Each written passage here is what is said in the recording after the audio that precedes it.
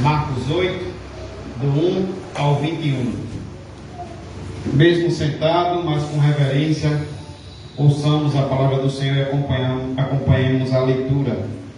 Diz assim: Naqueles dias, quando outra vez se reuniu grande multidão, e não tendo eles o que comer, chamou Jesus os discípulos e lhes disse: Tenho compaixão dessa gente, porque há 3 dias que permanecem comigo e não têm o que comer.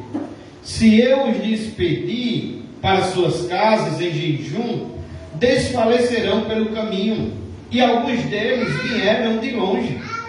Mas os seus discípulos lhe responderam: De onde poderá alguém fartá-los de pão neste deserto? E Jesus lhes perguntou: Quantos pães tendes? Responderam eles: 7. Ordenou ao povo que se assentasse no chão, e tomando os 7 pães, partiu-os, após ter dado graças, e os deu a seus discípulos, para que estes o distribuíssem, repartindo entre o povo.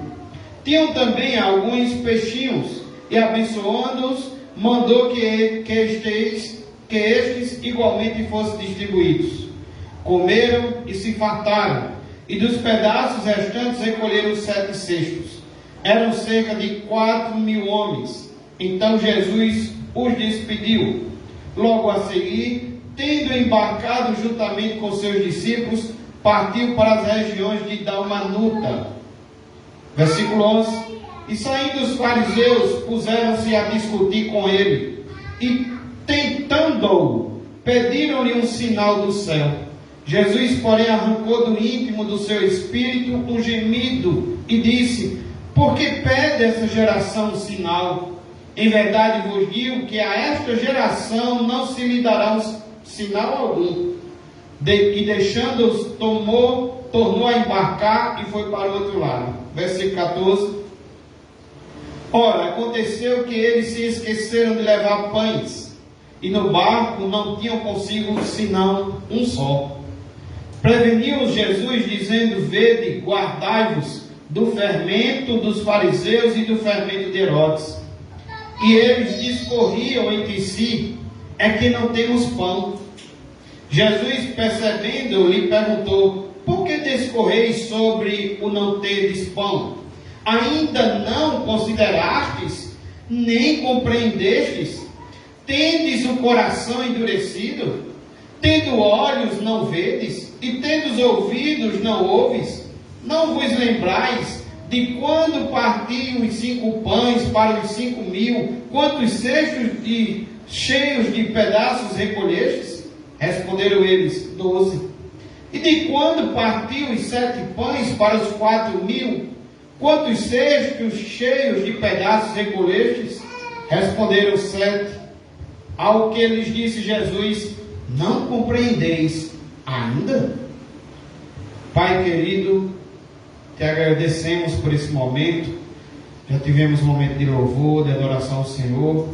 Nesse momento, ao Senhor, a ministração da tua palavra, pedimos a tua intervenção, a tua iluminação sobre nossas vidas, Senhor, para que a tua igreja cresça, para que vidas sejam salvas, Senhor, para que a tua igreja seja edificada, ensinada, educada, Senhor, para que o Senhor faça o que o Senhor quer fazer nesta noite, e sabemos, Senhor, que o principal é para glorificar o teu santo nome. Então, usa, Senhor, essa ministração, usa nossos irmãos, faz o que o Senhor quer fazer nesta noite.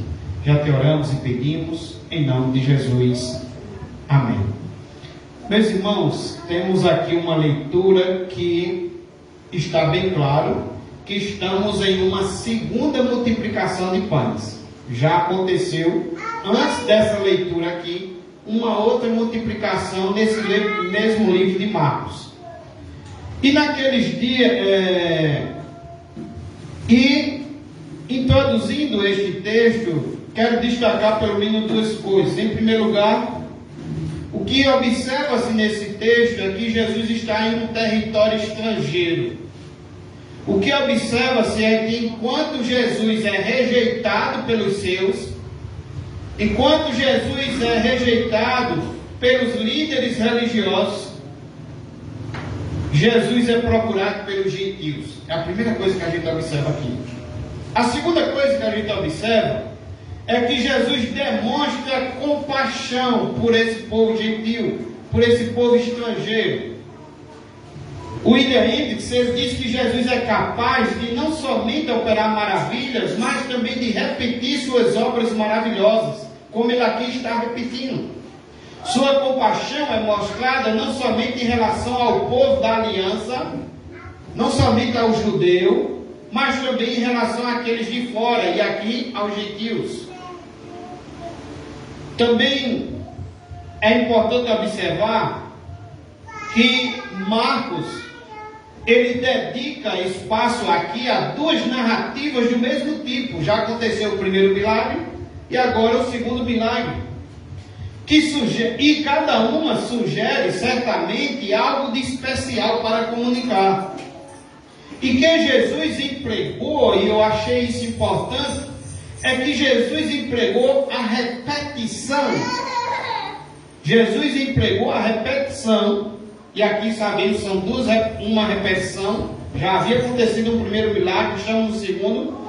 Jesus emprega a repetição como parte de método, do seu método, para que fixasse nos seus ouvintes, ou nesta noite nos seus leitores, nos seus ouvintes, verdades profundas, ensinadas.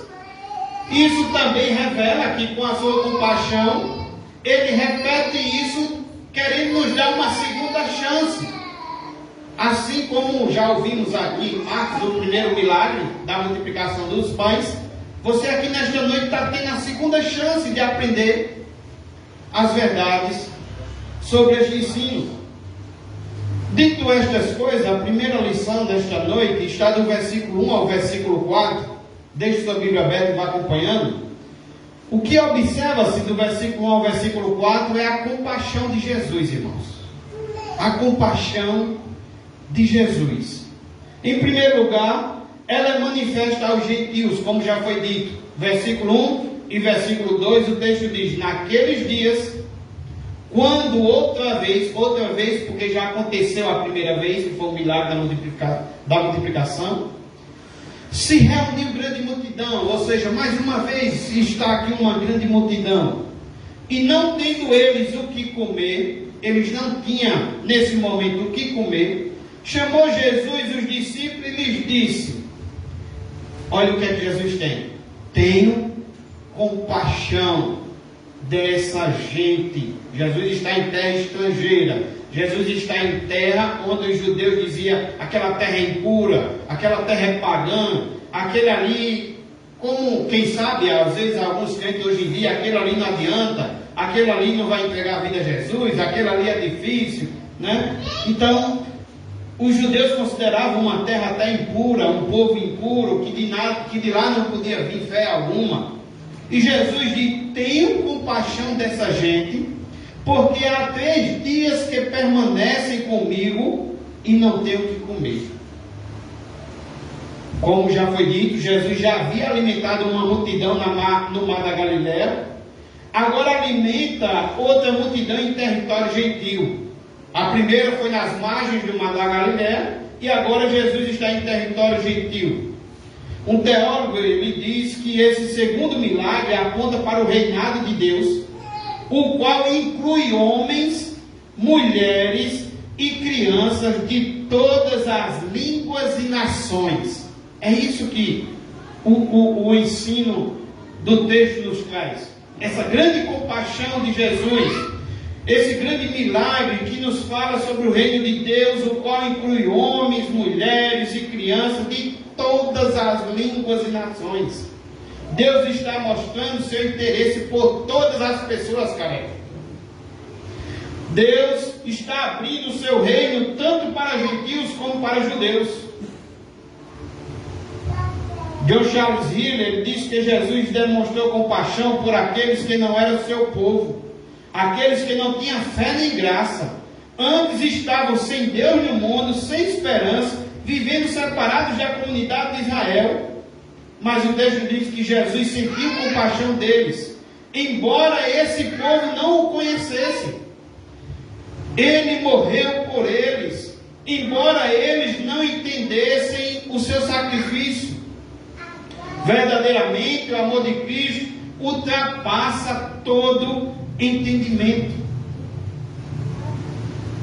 E é interessante que um outro teólogo, ele comenta que essa palavra permanecer, que a gente viu aqui na leitura, que eles permaneciam com Jesus, né, já há 3 dias. Esse teólogo, ele diz que permanecer aqui tem um tom religioso, como a palavra esperar, ou seja, esperar em Deus com fé, apesar de provações e sofrimentos. Esperar em Deus com fé, apesar, irmãos, de provações ou de sofrimentos. Isso revela que havia fome naquela multidão, que ouvia os ensinos, naquela multidão que ouvia os ensinos de Cristo.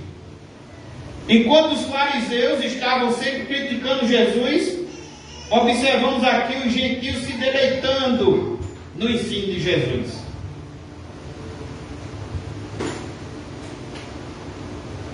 O que me chama também a atenção aqui é um povo que não era não era um povo que seria primeiro atendido pelo Senhor, assim como aquela mulher Ciro-Fenícia, né? Feito Jesus diz, deixa eu atender, deixa eu ver aqui o texto. Jesus disse àquela mulher Ciro-Fenícia, deixa primeiro que se fartem os filhos, porque não é bom tomar o pão dos filhos e lançar aos cachorrinhos. Jesus está em uma terra, irmãos, que, olhando para o texto da mulher Ciro-Fenícia, esse povo não se encaixa nesse povo que Jesus diz a ela, deixa primeiro que se fartem os filhos. Esse povo não se encaixaria, esse povo seria estrangeiros, não seriam judeus, seriam gentios. Como eu já disse, para os judeus, povo impuro, para os judeus, povo pagão. Mas esse povo nos chama a atenção. É que existe uma grande multidão que permanece se deleitando no ensinamento de Cristo. No pão, meus irmãos, da vida.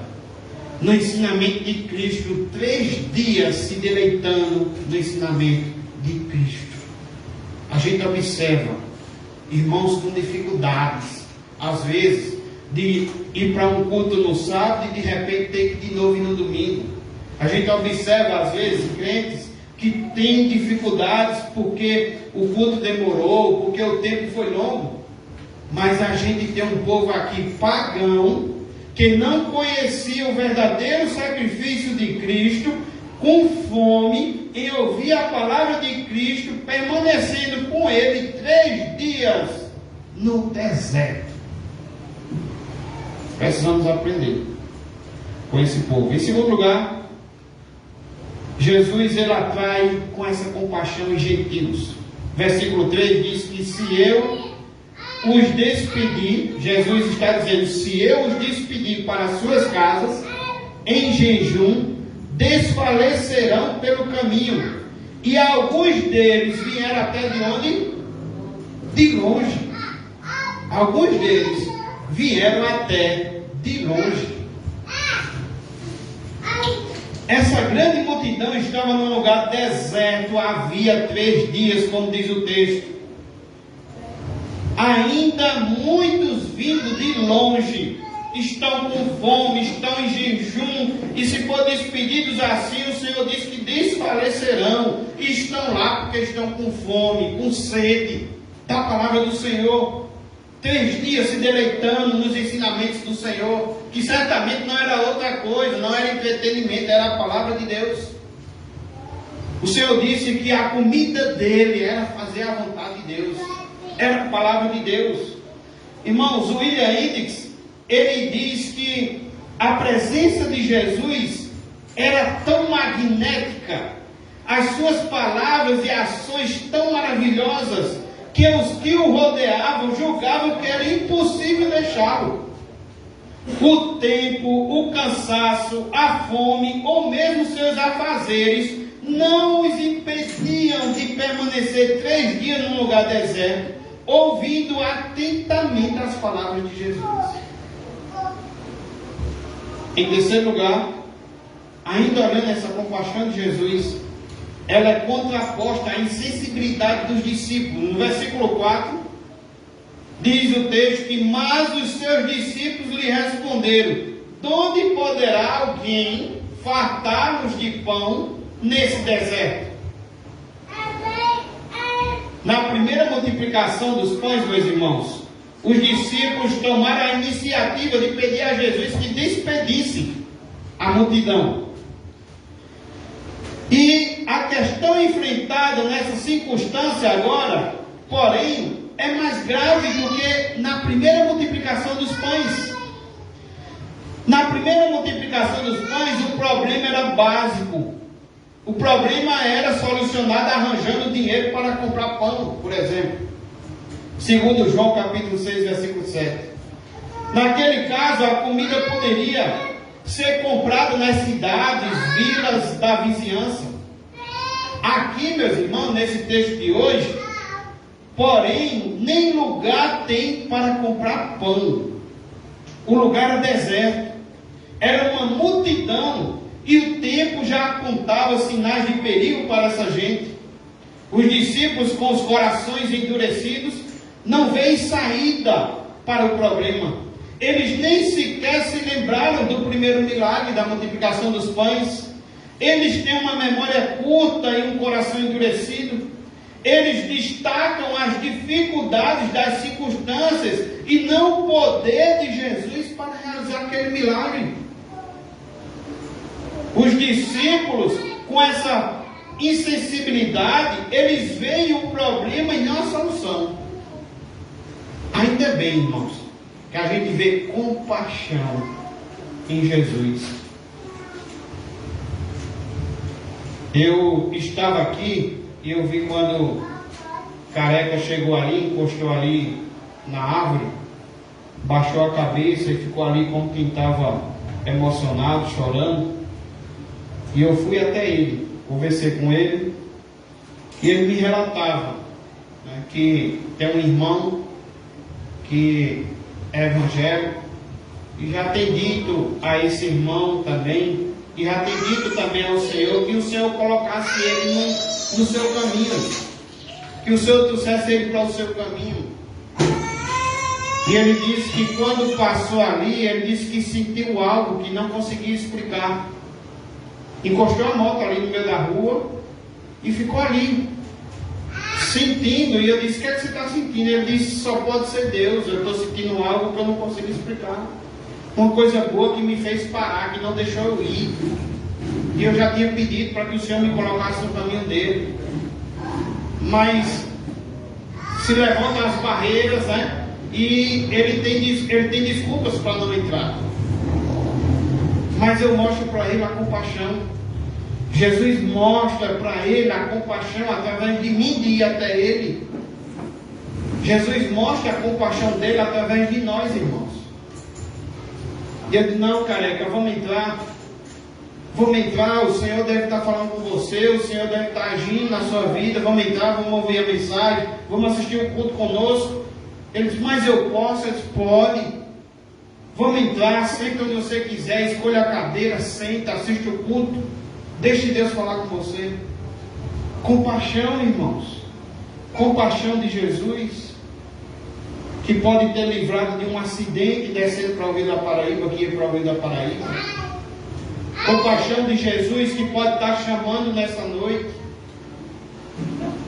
Compaixão de Jesus para conosco, que mais uma vez, de forma repetida, estamos vendo o mesmo sinal, o mesmo milagre da multiplicação dos pães.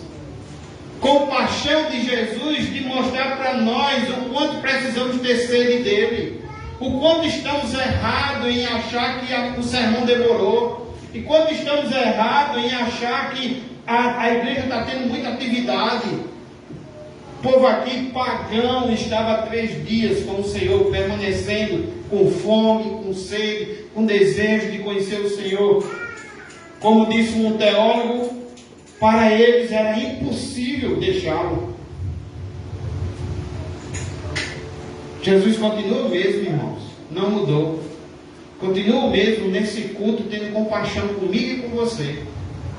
Continua o mesmo, trabalhando pelo seu Santo Espírito e nos trazendo até aqui, falando conosco. Continua o mesmo, nos perguntando se nossos olhos estão abertos, se nossos ouvidos estão abertos, se nosso coração não está endurecido. O Senhor continua tendo compaixão de nós, nos dando uma segunda chance. Do versículo 5 ao versículo 10, eu quero observar com os irmãos o poder de Jesus. Em primeiro lugar, o pouco nas mãos de Jesus é muito. Versículo 5.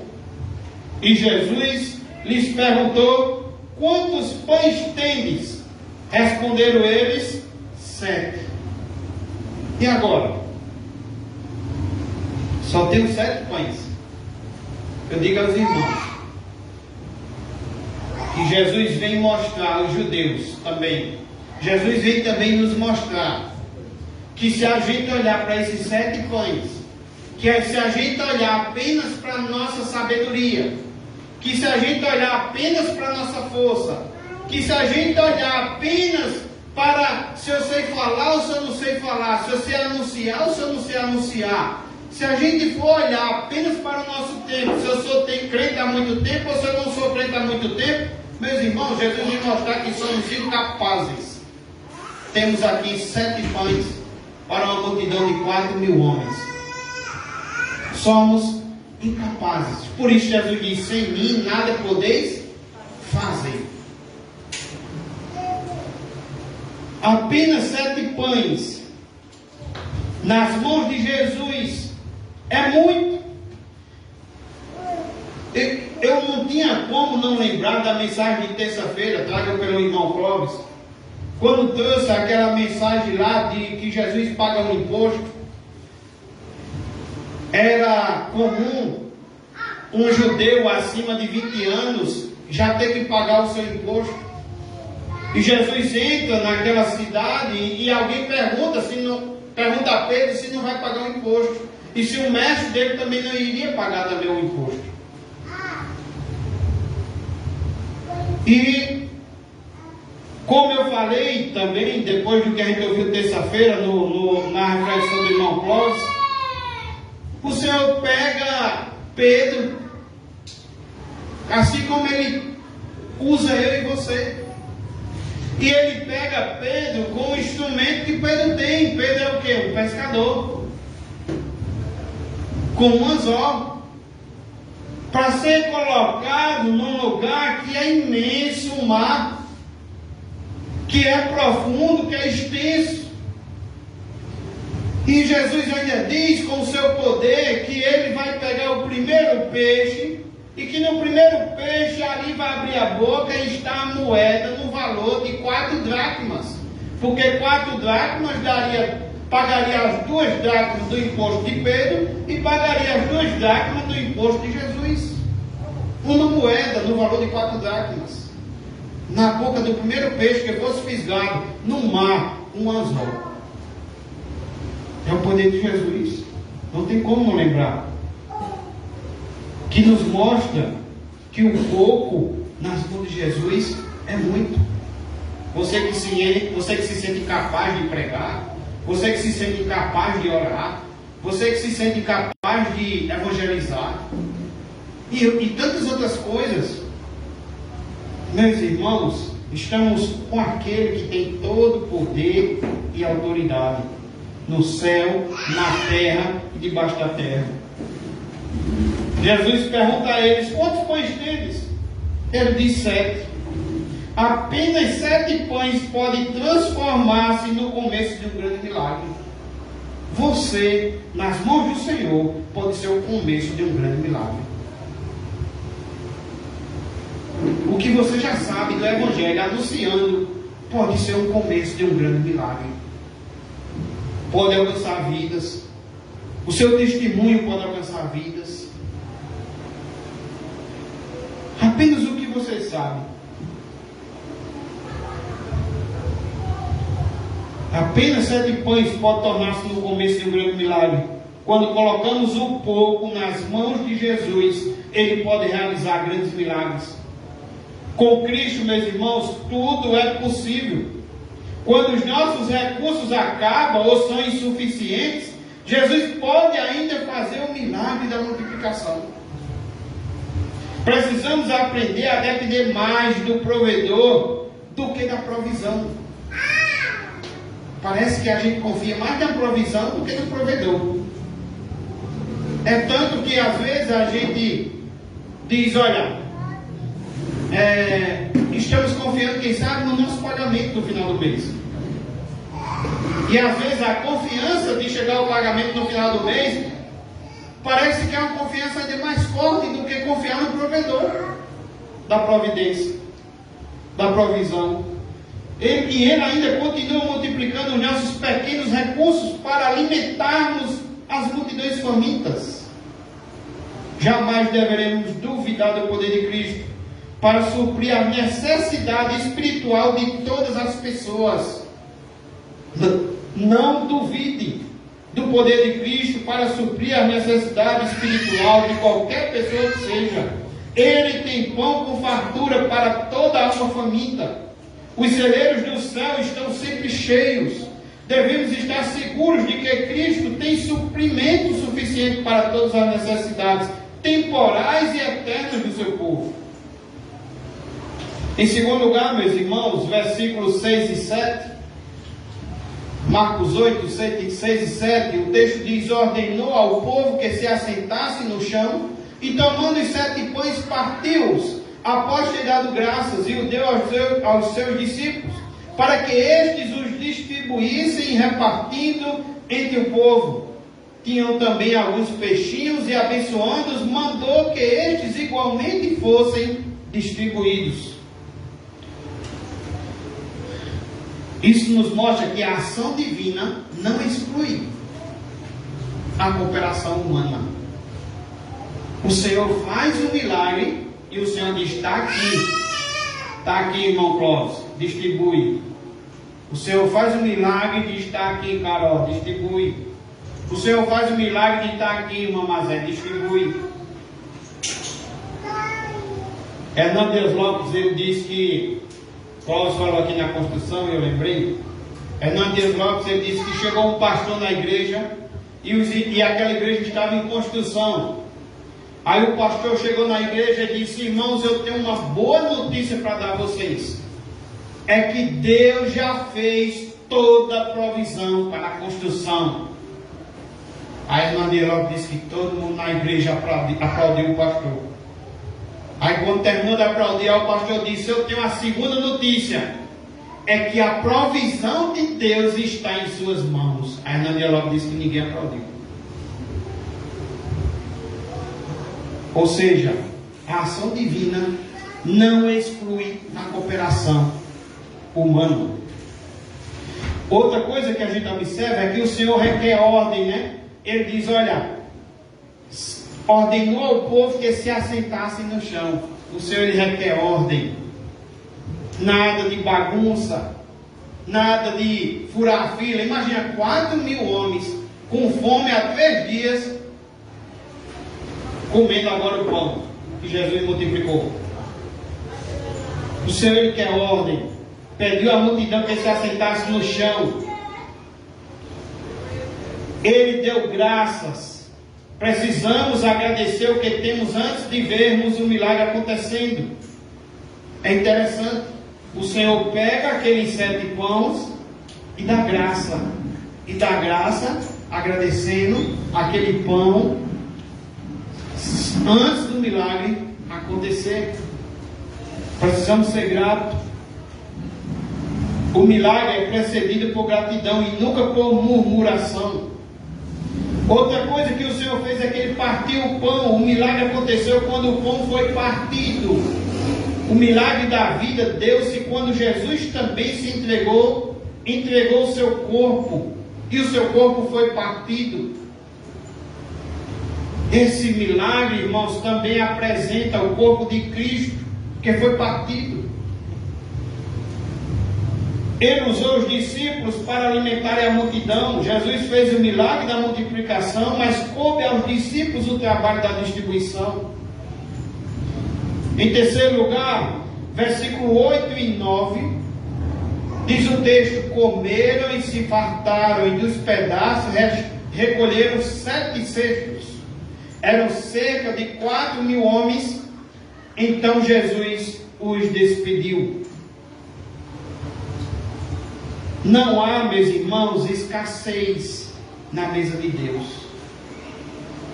A mesa está cheia. A casa do Pai há pão com fartura. Ele coloca diante do seu povo uma mesa no deserto. Na mesa do Pai não há pão com fartura. Todos comeram e se fartaram, diz o texto, e ainda sobejou, né? A Bíblia diz que sobrou 7 cestos. Recolheram 7 cestos.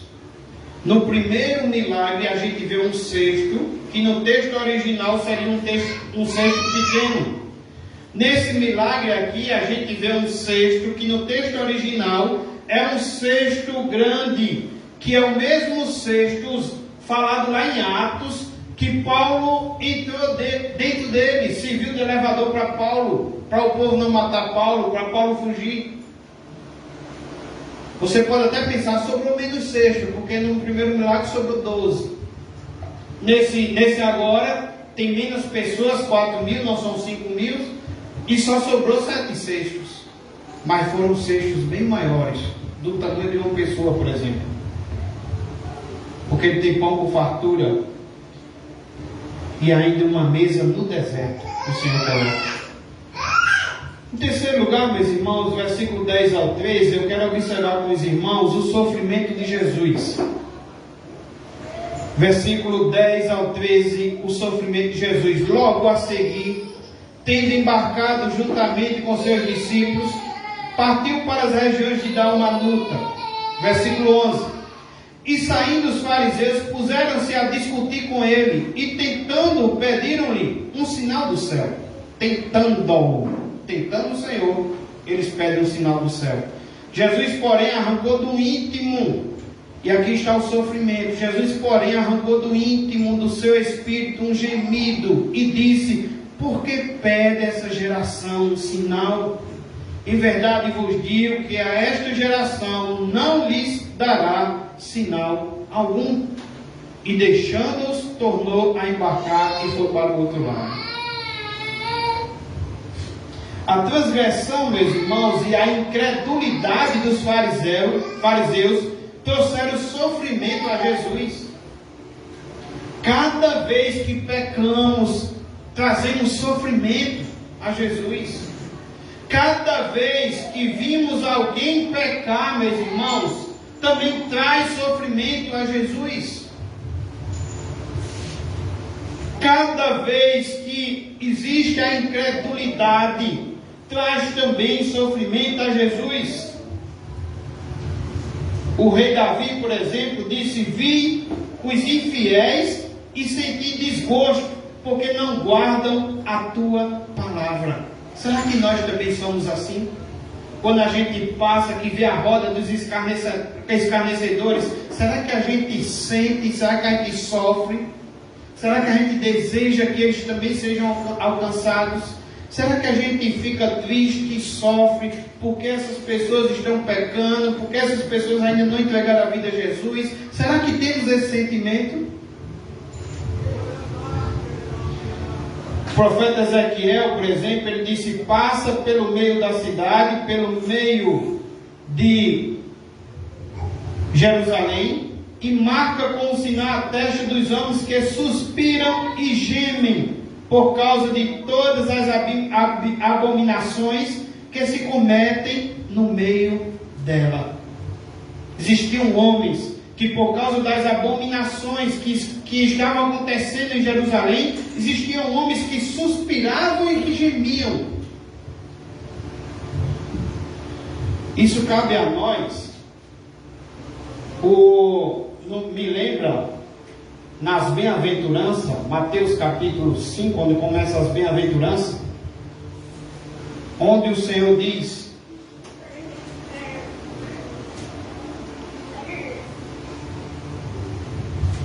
versículo 4: bem-aventurados os que choram, porque serão consolados.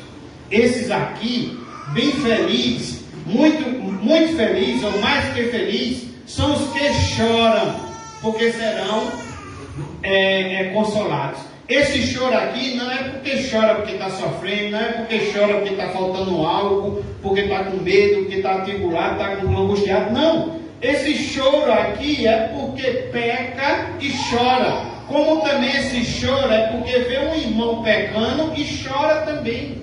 Suspira, geme. Será que temos, irmãos, esse sentimento? Esse também foi o sentimento de Ló. O texto diz: porque este justo, pelo que via e ouvia quando habitava entre eles, atormentava a sua alma justa cada dia por causa das obras iníquas daqueles. Também foi o sentimento de Paulo. Paulo diz: tenho grande tristeza e incessante dor no coração, porque eu mesmo desejaria ser anátema, separado de Cristo, por amor de meus irmãos, meus compatriotas, segundo a carne. Não devemos esquecer que a incredulidade e o pecado são a causa da tristeza de Jesus, agora como foi também naquele tempo.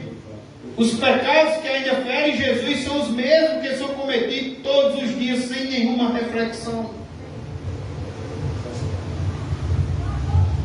E no versículo 11, na parte A, a gente vê que os fariseus discutem com Jesus. E saindo os fariseus, puseram-se a discutir com ele. Eles não têm interesse na verdade, eles são apenas especuladores, querem apenas criar embaraços para Jesus, querem desacreditar Jesus publicamente. E a palavra discutir, usada aqui por Marcos, tem sempre a ideia de discussão hostil, desqualificada e inútil. Mateus também nos informa que os fariseus estão mancomunados com os saduceus nessa investida contra Jesus. E isso aqui, meus irmãos, leva Jesus ao sofrimento. Quando eles discutem com Jesus, na parte B do versículo 11, diz que eles tentam a Jesus, e tentando, pediram-lhe um sinal do céu. A aproximação deles de Jesus não é para prender ou para receber qualquer ajuda, mas para colocarem armadilhas no seu caminho. Eles são peçonhentos em suas motivações. Meus irmãos, Jesus já tinha dado provas indiscutíveis. E creio que para você também, Jesus já tem provas indiscutíveis. E será que nós ainda estamos aguardando um sinal para crer em Jesus? Para caminhar com Deus? Será que nós ainda estamos exigindo do Senhor um sinal? Olhando para as Escrituras, os cegos haviam recobrado a visão, os surdos voltaram a ouvir, os paralíticos saltavam nas praças, os leprosos eram devolvidos às suas famílias e até os mortos restituídos aos seus entes queridos. E eles ainda pedem o quê? Um sinal.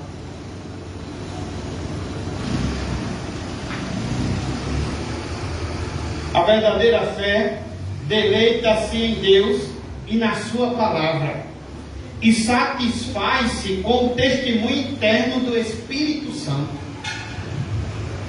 Não precisa pedir sinais. Ouve a palavra de Deus e crê, acredita, confia. Então eles são movidos por uma curiosidade frívola. Eles querem um sinal do céu. O que Jesus já havia realizado oferecia evidência suficiente para todos aqueles que tinham olhos para ver e ouvidos para perceber. No versículo 12 de Mateus, Jesus, porém, arrancou do íntimo do seu espírito um gemido e disse: por que pede esta geração um sinal? Em verdade vos digo que a esta geração não lhe será dada sinal algum, nesse versículo 12 aqui. E em Mateus, Ele diz: ele, porém, respondeu: uma geração má e adúltera pede um sinal, mas nenhum sinal lhe será dado, senão o sinal do profeta Jonas. O que ele queria ensinar, citando o do profeta Jonas?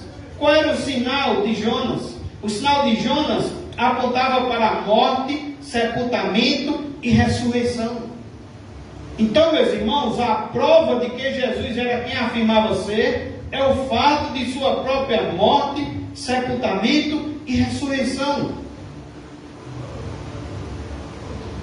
Por ele ter morrido, por ele ter sido sepultado e por ele estar ressurreto, não precisamos de prova mais nenhuma, de sinal nenhum mais.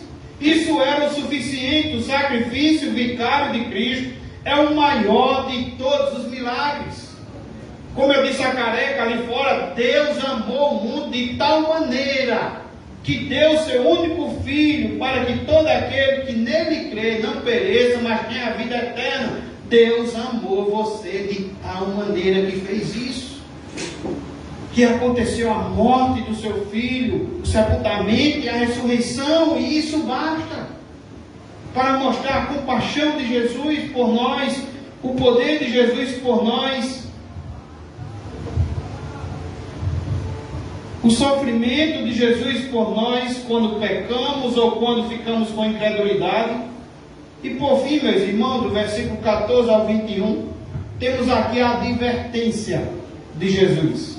Em primeiro lugar, está no versículo 14 e 15, a necessidade de guardar-se das más influências. Olha o 14 e o 15. Ora, aconteceu que eles se esqueceram de levar pães. Os discípulos esqueceram de levar pães, foram com Jesus no barco para o outro lado, esqueceram de levar pães, e no barco não tinham consigo senão um só. Versículo 15. Preveniu-os Jesus, dizendo: vede, guardai-vos do fermento dos fariseus e do fermento de Herodes. E no versículo 16, eles acham que Jesus está falando isso. Ele diz: e eles discorriam entre si, é que não temos pão. Jesus está falando isso porque não temos pão, não trouxemos pão. Mas será que era isso que Jesus estava falando? Quando fala do fermento dos fariseus, do fermento de Herodes, Jesus está falando para eles se guardarem das más influências. Jesus alerta aos seus discípulos para se acautelarem sobre o fermento dos fariseus e do fermento de Herodes. Veja como eles são. Jesus dando uma lição, aplicando uma injeção, vamos dizer assim, uma coisa muito profunda, que era para eles não serem mal influenciados com a doutrina dos fariseus e dos herodianos, que o fermento também poderia contaminá-los. Jesus está tratando acerca de ensinamentos errados, de falsos profetas, e eles estão pensando que Jesus está falando porque eles só estão com o pão. Falta de discernimento, falta de entender.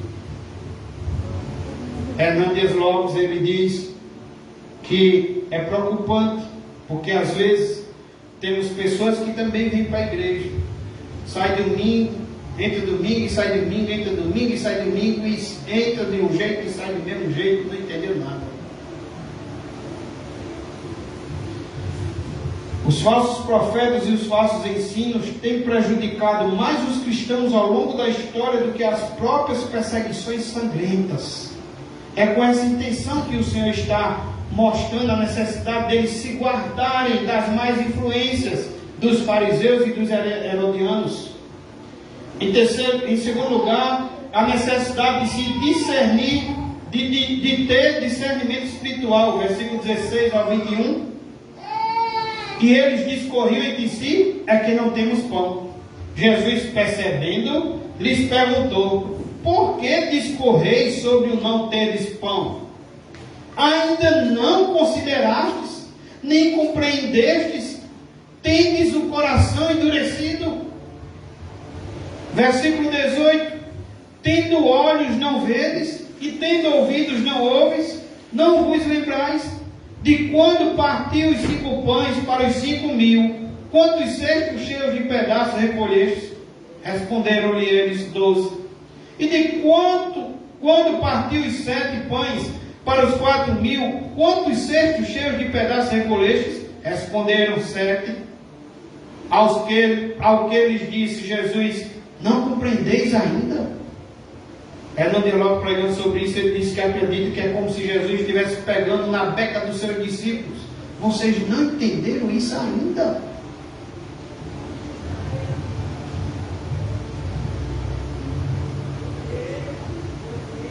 Os discípulos tinham uma boa memória para guardar os fatos, mas um pobre entendimento para discernir os fatos.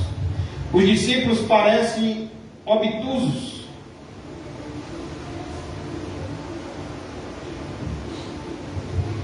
cegos para crer no que o Senhor estava ensinando. Eles foram lentos para discernir o milagre dos pães e a lição principal que o milagre encerrava, ou seja, revelar Jesus, aquele por meio de quem o Rei de Deus chegou para judeus e gentios. Os discípulos, por essa razão, não conseguiram alcançar o teor da advertência de Cristo. Eles estavam pensando em provisão alimentar e Jesus os estava alertando sobre o fermento das falsas doutrinas. Jesus ensinando coisas espirituais e eles pensando que eram coisas para se alimentar fisicamente.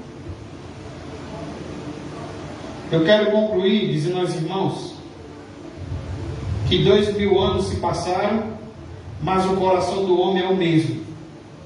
As multidões ainda continuam famintas e os nossos recursos insuficientes para suprir a todos. Mas, meus irmãos,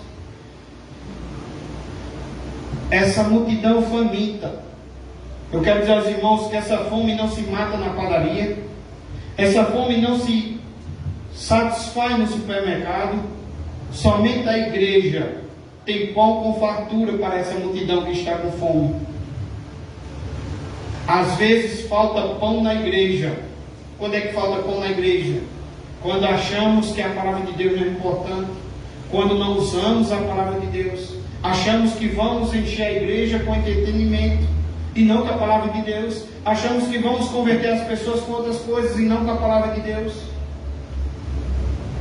Falta pão na igreja quando isso acontece. Às vezes na igreja só tem apenas prateleiras vazias, fornos frios. Tem receita de pão, tem farelo de pão, mas não tem pão. E faço para você 3 perguntas. Primeira pergunta: você tem dado pão para quem tem fome? Você tem visto essas pessoas que ainda não têm sido alcançadas? Essas pessoas que estão cegas, que estão mortas nos seus delitos e pecados, essas pessoas que às vezes a gente olha e lembra daquela passagem que Jesus disse que viu e viu que era multidão como ovelha sem pastor. Eu conheço pessoas, amigas minha ou até da família mesmo, da Vivânia, e minha também, que às vezes tem decisões que você olha e diz: meu Deus, só pode estar cego. A gente vê pessoas padecendo na mão do médico, gastando tudo que tem, padecendo na mão do médico. Só falta Jesus chegar e dizer: minha filha, você está igual a mulher do fluxo de sangue. Mas ainda não vão a Jesus. E continua com fome, continuam mortas nos seus delitos e pecados. E aí eu pergunto a você, que eu já disse que Deus faz um milagre, mas não exclui a nossa cooperação. E aí vem a pergunta para a gente meditar: você tem dado pão para quem tem fome? E o pão aqui é a palavra de Deus. Você tem levado a palavra de Deus? Você tem aproveitado as oportunidades? Ou você tem deixado as pessoas voltarem para casa desfalecendo de fome enquanto você tem pão? Na casa do Pai tem pão com fartura. E olhando para as Escrituras, a Escritura deixa claro que eu e você tem acesso à mesa do Pai. Eu e você temos a palavra de Deus. Eu e você temos a resposta para aqueles que estão com fome. E a pergunta é: você tem distribuído esse pão? Segunda pergunta: você está esperando? Será que tem alguém aqui nesta noite que ainda está esperando algum sinal, algum milagre do céu para você crer em Jesus? Depois de Jesus ter morrido por você, ter ressuscitado dentre os mortos, você ainda quer alguma coisa a mais para você crer em Jesus? Você que foi alvo do maior amor, lembra? Deus amou o mundo de tal maneira. Você que foi alvo do maior amor, da mais profunda compaixão, você ainda está pedindo alguma coisa a mais para você andar com Deus? Terceira pergunta: você tem sido um crente que tem exercido discernimento espiritual? Você compreende a palavra de Deus? Você compreendeu nesta noite? Você tem pedido a iluminação do Espírito Santo para compreender o que Deus tem falado com você aqui ou em outra reunião, aqui na igreja, ou em casa, na sua leitura bíblica? Que Deus nos ajude, meus irmãos, que Deus nos abençoe e que o Senhor aplique a palavra no nosso coração nesta noite, amém? Vamos orar? Baixe sua cabeça. Pai querido, graças te damos ao Senhor na beleza da tua santidade. Queremos te louvar e te agradecer, Senhor, pela tua compaixão. Senhor, que viemos ser verdadeiros adoradores, gratos. Que também, Senhor, não fica apenas com o pão que recebemos, mas também distribuímos também o pão. Porque há muitas vidas famintas precisando conhecer o Senhor. Há muitas vidas, Senhor, precisando ser libertas das garras de Satanás. E a tua palavra diz que foi o Senhor que veio para desfazer as obras de Satanás. Então, Senhor, continua nos alimentando, mas também, Senhor, nos desperta para o evangelismo, para o bom testemunho, para viver a tua palavra, não ser somente ouvinte. Nos desperta, Senhor, para anunciar esse pão da vida, distribuir esse pão que desce do céu, que não é como o maná que perecia, mas é o pão do céu que dá vida, Senhor, que sacia. Então, para diz que o Senhor se apresentou como o próprio pão, o Senhor se apresentou como a água que, se bebermos ao Senhor, nunca mais teremos sede. É o Senhor que alimenta a nossa alma. É o Senhor que tem compaixão. É o Senhor que pode fazer com que um homem, Senhor, vá passando, Senhor, e queira entrar numa igreja, Senhor, seja tocado para ouvir a tua mensagem. É o Senhor, Pai, que pode fazer com que quando a gente for pecar, Senhor, o teu Santo Espírito nos livra, Senhor, nos exorta. É o Senhor que nos traz nessa noite, Senhor, e também nos exorta, nos ensina, nos desperta. Obrigado, Senhor. Isso é compaixão. Isso é segunda chance. Não deixa, Senhor, não deixa com que a gente falte discernimento espiritual, onde muitas vezes, ó Senhor, desejamos um sinal e já está posto dentro de nós o teu maior milagre, ó Senhor, a tua morte, o teu sepultamento e a tua ressurreição. Nos faz, ó Senhor, crer nisso, sermos edificados para a glória e o louvor do teu nome. Já te oramos, te pedimos, te agradecemos por todos os nossos irmãos aqui, por essa mensagem, em nome de Jesus. Amém.